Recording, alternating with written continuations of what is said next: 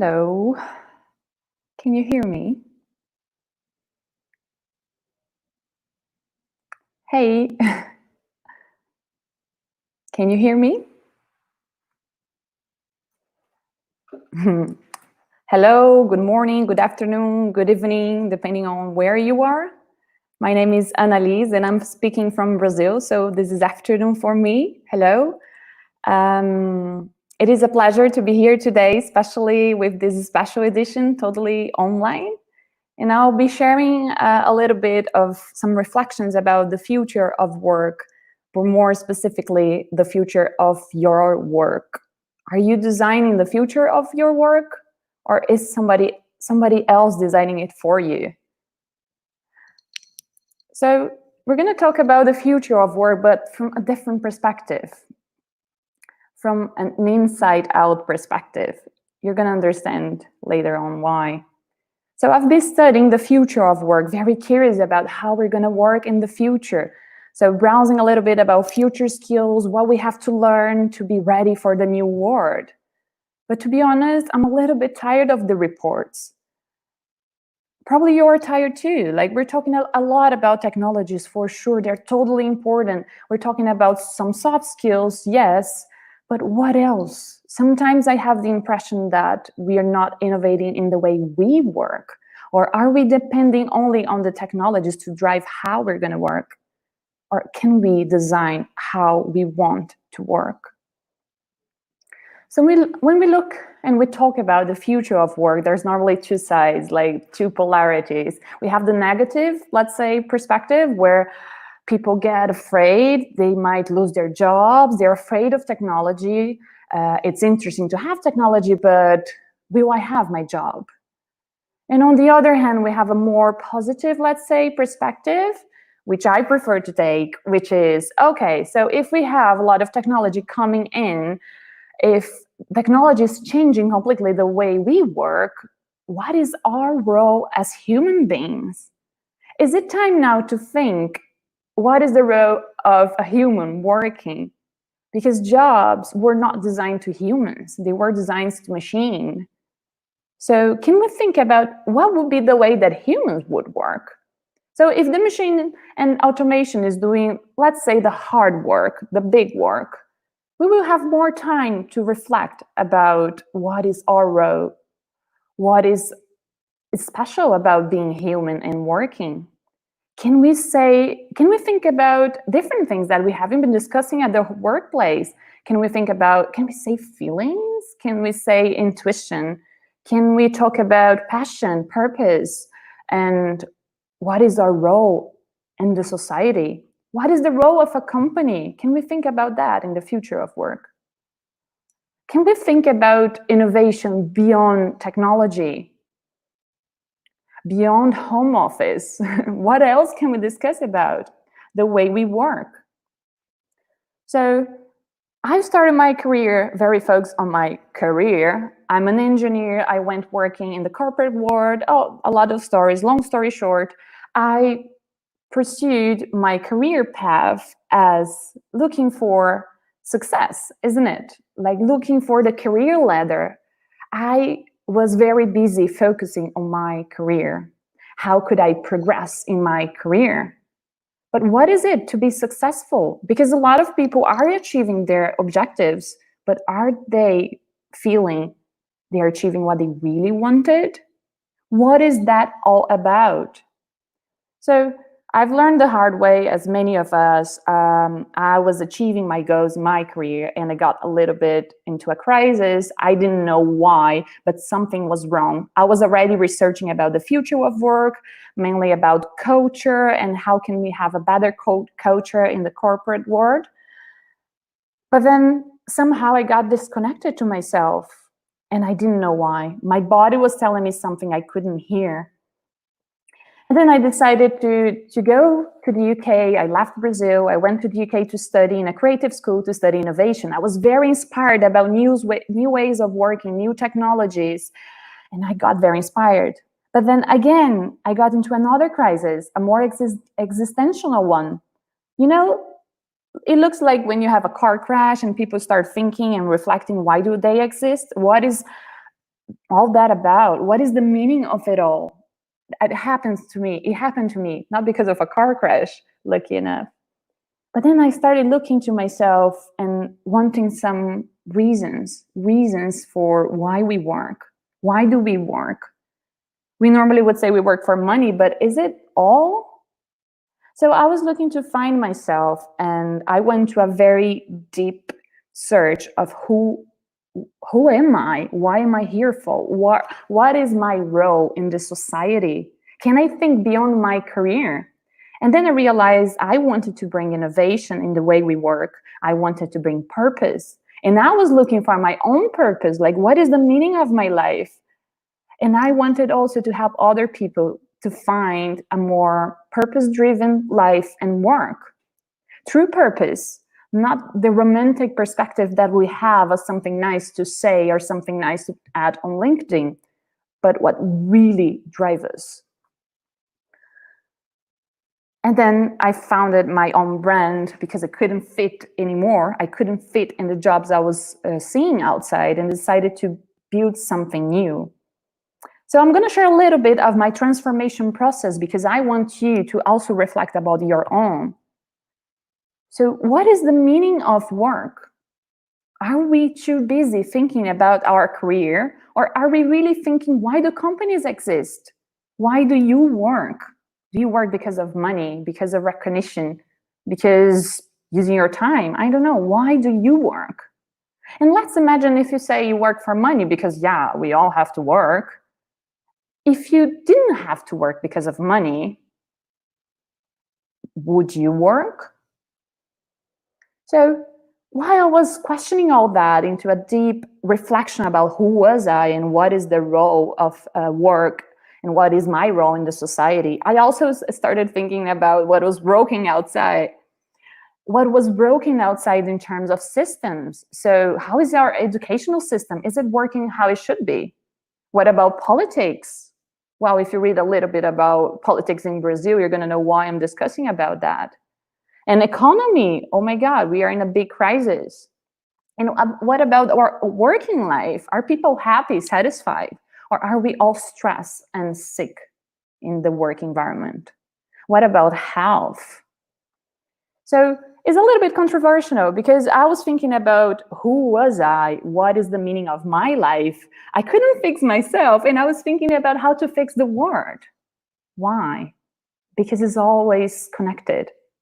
Because inside and outside are connected. If we think about purpose deeply, we cannot disconnect to the collective.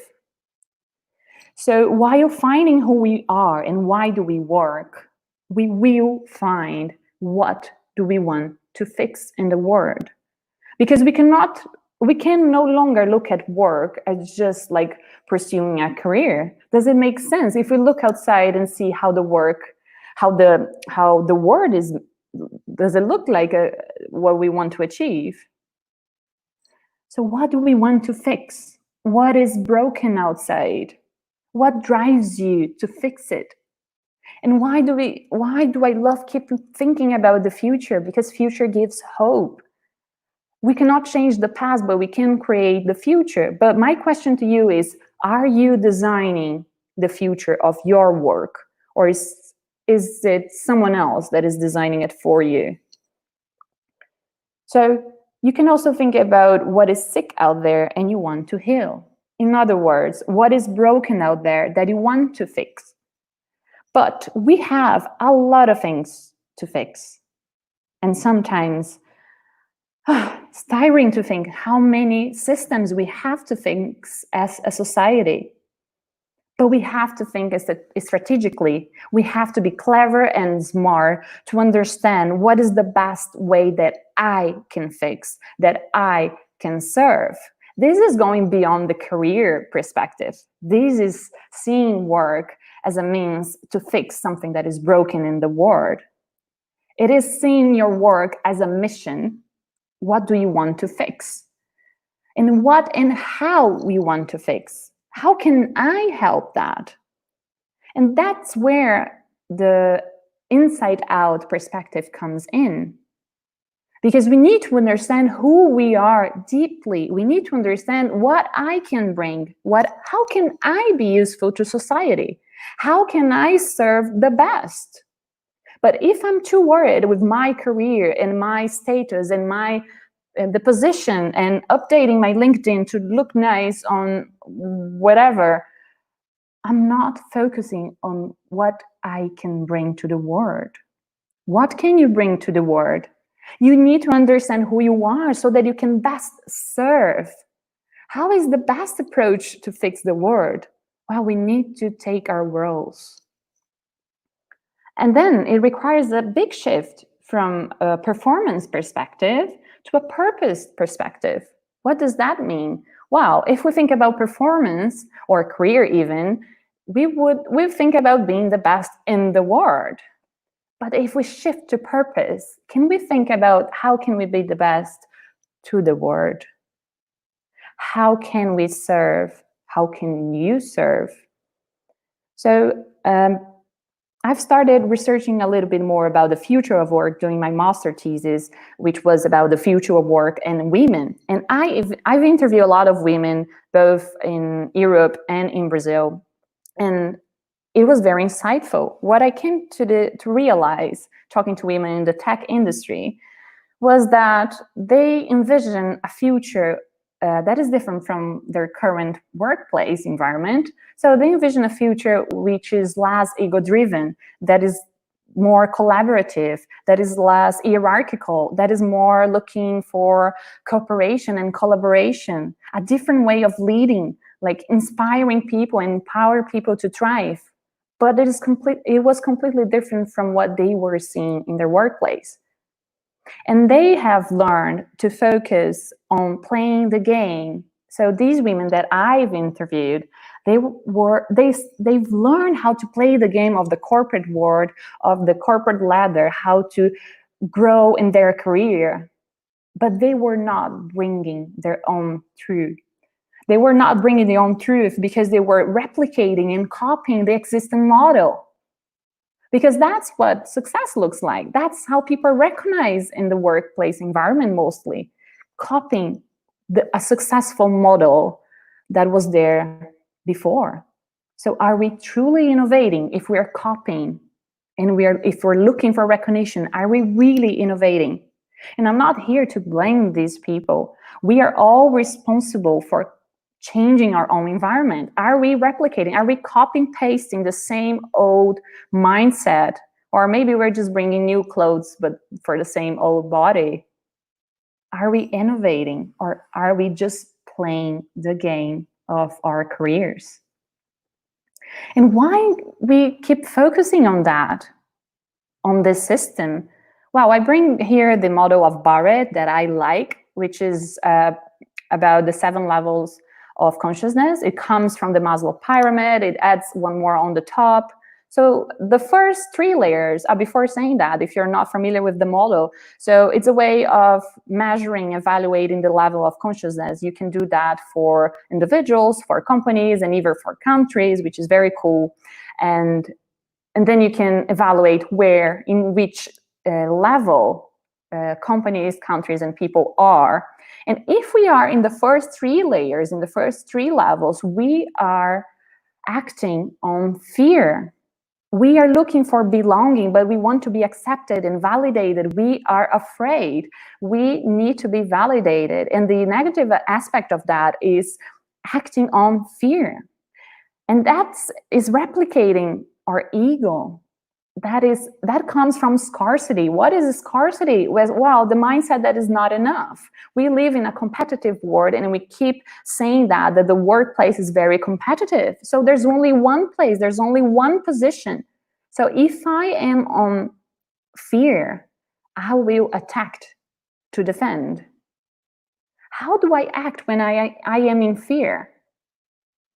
And there's another thing also from these studies that we can calculate the percentage of entropy, which basically is how much time, how much energy we're spending with things we shouldn't be doing. Can you remember last time in your workplace that you were doing a lot of things that you thought, why am I doing that? Why are we doing that? Are we just fulfilling a process or bureaucracy or feeding the ego of somebody?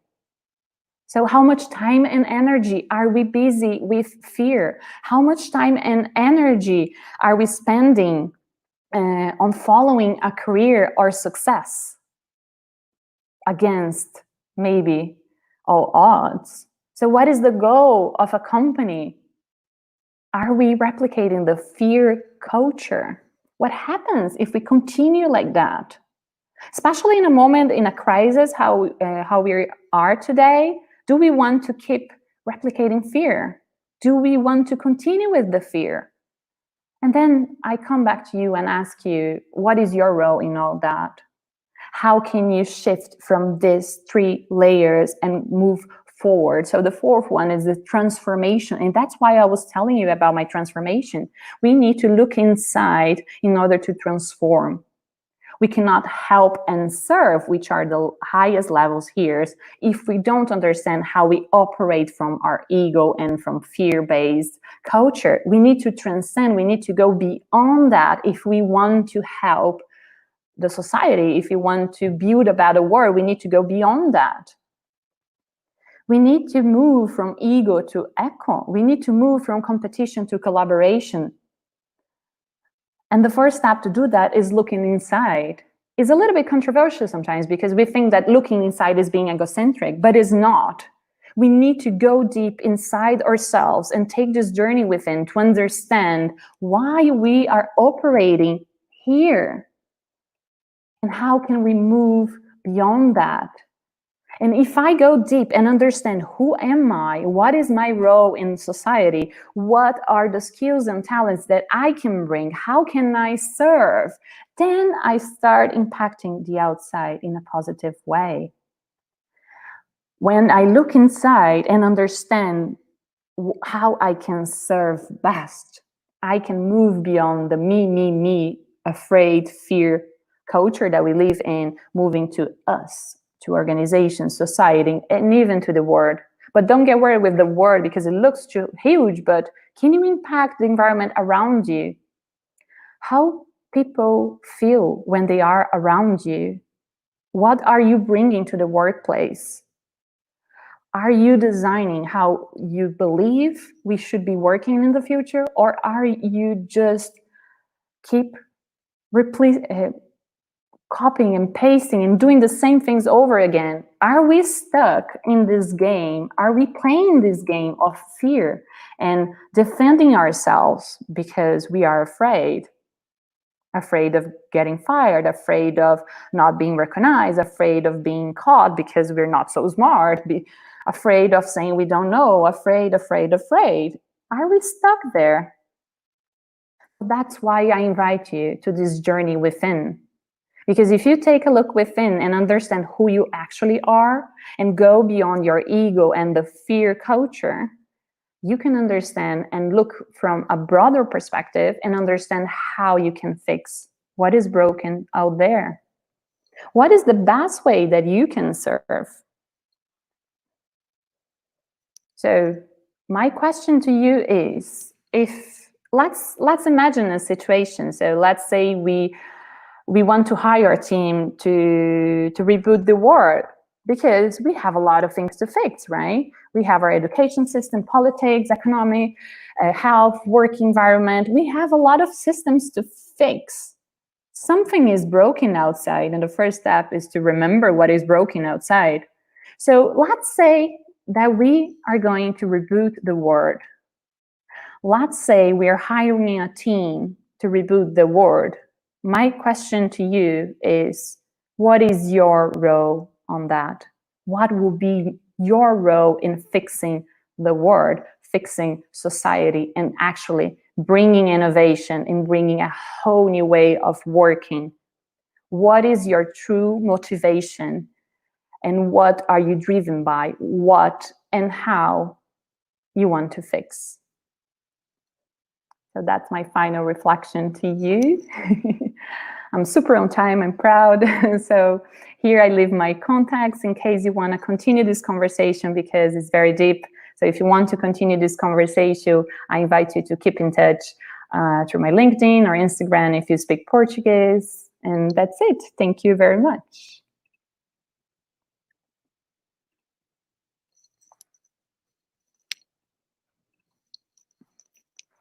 And now if you want to send any comments or reflections, questions, or if you want to continue reflecting about that and sharing your thoughts, that would be great.